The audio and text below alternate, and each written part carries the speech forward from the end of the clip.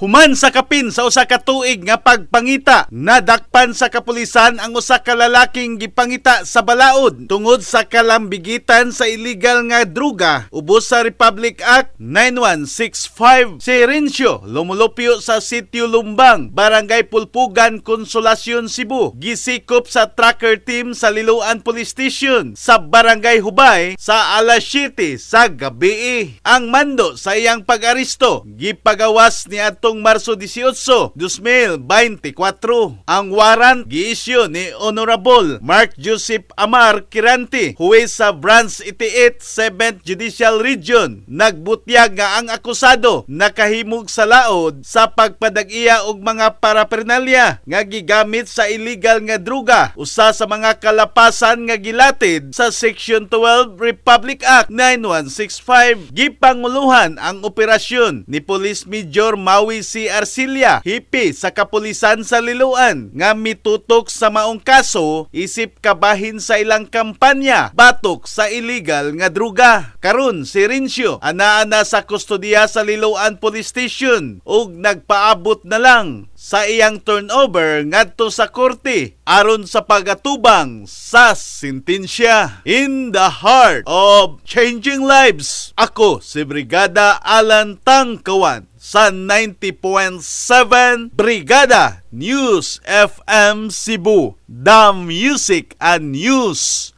Authority.